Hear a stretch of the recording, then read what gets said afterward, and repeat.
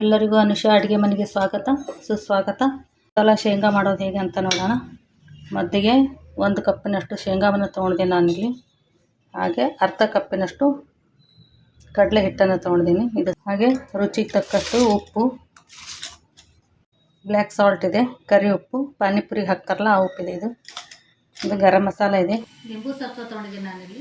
ಹಾಗೆ ಒಂದು 2 ಸ್ಪೂನಷ್ಟು ಅಚ್ಚ ಖಾರ ಪುಡಿ ಇದೆ, ಒಂದು ಚಿಟಿಕೆ ಆಗುವಷ್ಟು ಸೋಡಾ ತೊಗೊಂಡಿದ್ದೀನಿ. ಹಾಗೆ ಅರಿಶಿನ ಪುಡಿ ಇದೆ ಸ್ವಲ್ಪ. ನೀವು ಕಲರ್ ಬೇಕಾದರೆ ಹಾಕ್ಬೋದು, ಬೇಡಾದರೆ ಸ್ಕಿಪ್ ಮಾಡ್ಬೋದು. ಇದು ಫುಡ್ ಕಲರ್ ಇದೆ. ಹಾಗೆ ಒಂದು ಸ್ವಲ್ಪ ಹಾಗೆ ಕಲಸೋದಕ್ಕೆ ಒಂದಿಷ್ಟು ನೀರು, ಕರಿಯೋದಕ್ಕೆ ಎಣ್ಣೆ. ಬನ್ನಿ ಇದು ಮಾಡೋದು ಹೇಗೆ ಅಂತ ನೋಡೋಣ. ಎಣ್ಣೆಯನ್ನು ಕಾಯೋದಕ್ಕೆ ಇಟ್ಬಿಡೋಣ.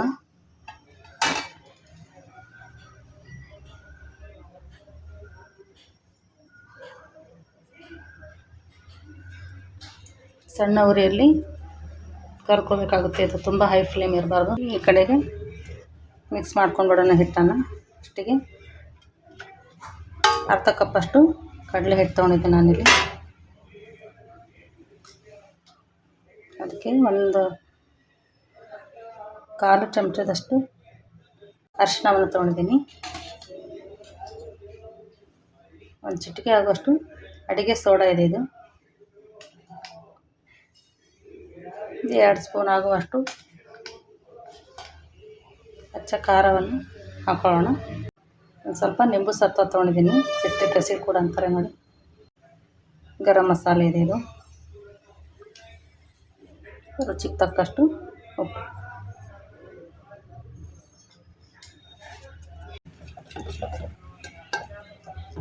ಸ್ವಲ್ಪ ನೀರನ್ನು ಹಾಕ್ಬಿಟ್ಟು ಕಲಿಸ್ಕೊಂಡ್ಬಿಡೋಣ. ಇನ್ನೂ ಸ್ವಲ್ಪ ನೀರು ಹಾಕ್ಕೊಳ್ಳೋಣ. ಸ್ವಲ್ಪ ನೀರು ಹಾಕ್ಕೊಂಡು ಗಟ್ಟಿಯಾಗಿ ಕಲಿಸ್ಕೊಂಡು ಬಿಡ್ಬೇಕು. ಇದನ್ನು ಗಂಟು ಇರಬಾರ್ದು. ಯಾವುದೇ ಕಡಲೆ ಹಿಟ್ಟಿನಲ್ಲಿ ಗಂಟು ಇರದೇ ಥರ ಚೆನ್ನಾಗಿ ಈ ಥರ ಮಿಕ್ಸ್ ಮಾಡ್ಕೊಂಡ್ಬಿಡೋಣ.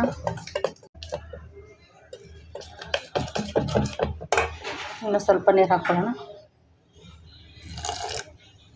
ತುಂಬ ತೆಳುವೂ ಬೇಡ, ತುಂಬ ಗಟ್ಟಿನೂ ಬೇಡ, ಈ ಥರ ಆದರೆ ಸಾಕಾಗುತ್ತೆ. ಇನ್ನು ಇದಕ್ಕೆ ಶೇಂಗಾ ಕಾಳನ್ನು ಹಾಕ್ಕೊಳ್ಳೋಣ. 1 ಕಪ್ ಇದೆ ಇದು. ಇದನ್ನು 2 ನಿಮಿಷ ನೆನೆಯೋದಕ್ಕೆ ಬಿಟ್ಬಿಡೋಣ.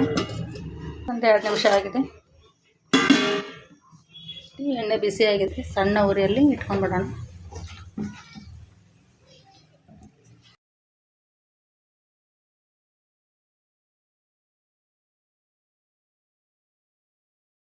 ಫಸ್ಟಿಗೆ ಮಾಡಬಾರ್ದು, ಇಲ್ಲಾಂದರೆ ಎಲ್ಲ ಹಿಟ್ಟೆಲ್ಲ ಹೋಗಿಬಿಡುತ್ತೆ.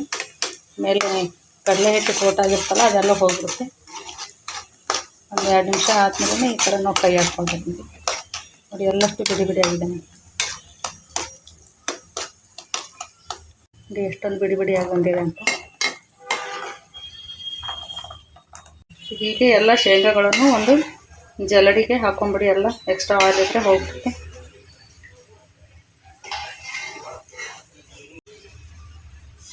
ಈಗ ಅದನ್ನು ಒಂದು ಟಿಶ್ಯೂ ಪೇಪರ್ಗೆ ಹಾಕೋಣ.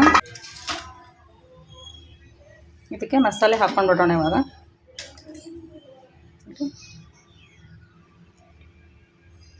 ಇದು ನಾನು ಕರಿ ಉಪ್ಪನ್ನು ಹಾಕ್ತಾಯಿದ್ದೀನಿ.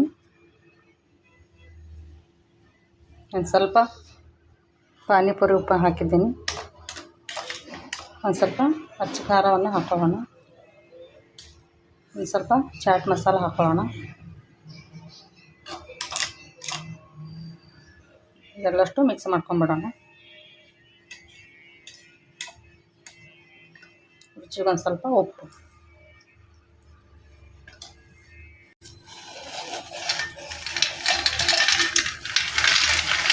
ಎಲ್ಲ ಮಸಾಲೆಯನ್ನು ಇದಕ್ಕೆ ಈ ಥರ ಕಲಿಸ್ಕೊಂಡ್ಬಿಡೋಣ ಚೆನ್ನಾಗಿ.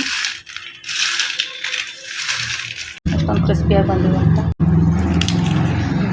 ನೋಡಿ. ಈ ಮಸಾಲ ಕಡಲೆ ಮಾಡುವ ಪದ್ಧತಿ ತಮ್ಮೆಲ್ಲರಿಗೂ ಇಷ್ಟ ಆದರೆ 1 ಲೈಕ್, ಕಮೆಂಟ್, ಶೇರ್ ಮಾಡಿ. Thank you.